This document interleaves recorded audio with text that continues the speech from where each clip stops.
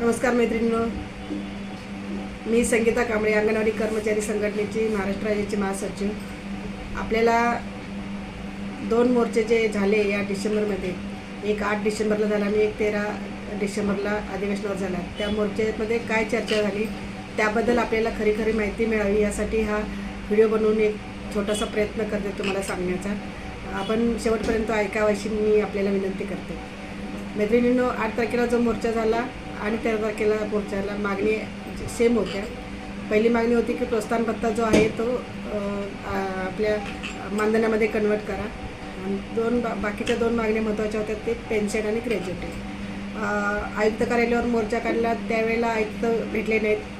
अधिवेशन सुरू झाल्यामुळं ते नागपूरला गेले असं त्यांनी सांगितलं.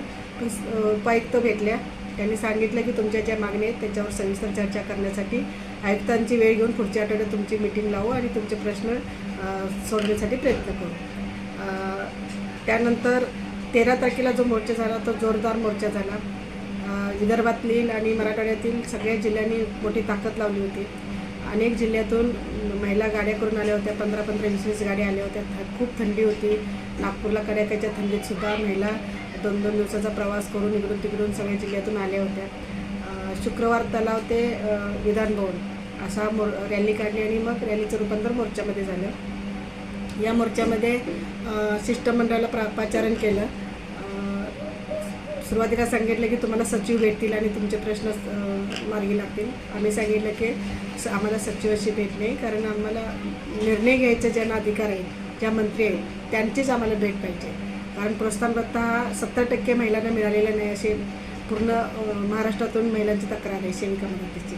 त्यामुळे आम्हाला मंत्र्याशी चर्चा करणं गरजेचं आहे आणि आम्हाला मंत्र्यांची भेट देण्याची आम्ही विनंती केली, पण त्यांनी ऐकलं नाही.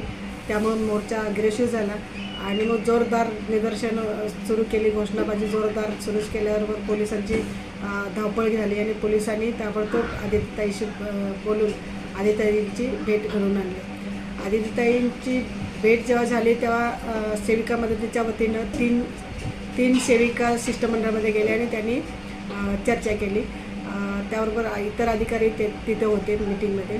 त्यांनी असं सांगितलं की प्रोत्साहन भत्ता कन्वर्ट होणार नाही, कारण गेल्या वर्षामध्ये 4,500 मानधन दिलेलं आहे आणि एवढं मानधन पहिल्यांदाच असं ह्या सरकारनं दिलेलं आहे. एकदा 1,500 मानधन वाढ झाली आणि